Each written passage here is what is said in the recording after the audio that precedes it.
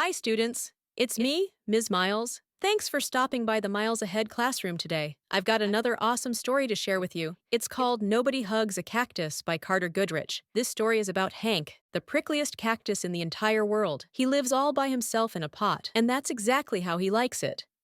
Hank doesn't want noise, visitors, or especially hugs. But when all kinds of animals start showing up, Hank begins to realize that maybe being alone all the time isn't so great after all. Could it be that even a grumpy cactus like Hank might want, gulp, a hug? Let's find out together in this silly, sweet story all about friendship, feelings, and how even the prickliest plants need a little love sometimes. Are you ready? Let's read. Nobody Hugs a Cactus by Carter Goodrich. Hank lived in a pot. The pot sat in a window. The window looked out at the empty desert. It was hot, dry, peaceful, and quiet, just the way Hank liked it.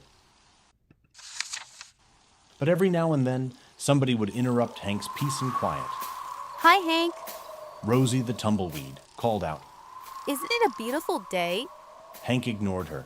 He just wanted to be left alone. Okay, so long. Said Rosie cheerfully, and she tumbled away. Hank was happy again. Yay! But just as he was beginning to relax, Hello! shouted a tortoise. Private property. Yelled Hank. Keep out. The tortoise was so frightened he hid in his shell. Hank was still yelling at the tortoise when a jackrabbit dashed by. Hiya, Prickles. She shouted. My name isn't Prickles. Hank yelled back. And stay out of my yard. Tumbleweeds, tortoises, jackrabbits. What's next? Said Hank. A coyote came loping by. No dogs allowed. Hank yelled. I'm not a dog, Said the coyote. and you are as prickly on the inside as you are on the outside. Before Hank could yell back at the coyote, a cowboy strode past. Keep off the grass. Shouted Hank. What grass? Said the cowboy. Seems to me somebody needs a hug. Too bad nobody hugs a cactus. Hi. Said a lizard. Who invited you? Said Hank. And just in case you're wondering, I don't want a hug. That's good, Said the lizard. because I don't want to give you one. Then he skirted away. An owl landed on the roof. If you're looking for a hug, Said Hank. well, I guess I could give you one. Who, me? Said the owl. You must be joking. And for the first time, Hank began to feel a little lonely. The next morning, Hank was feeling more sad on the inside than prickly.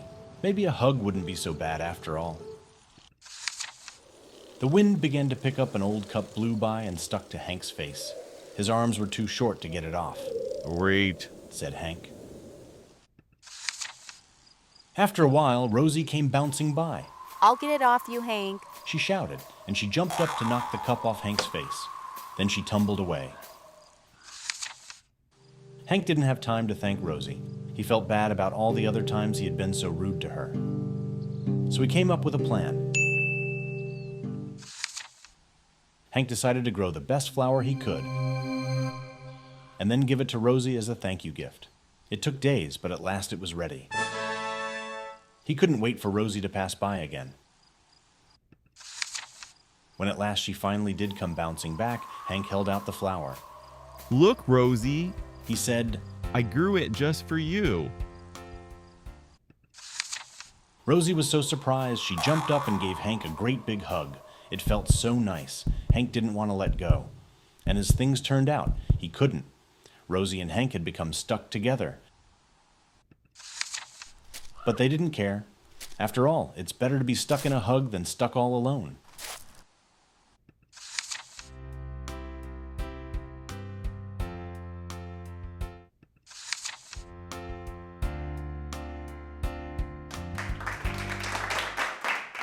Who knew a grumpy cactus could grow a soft side?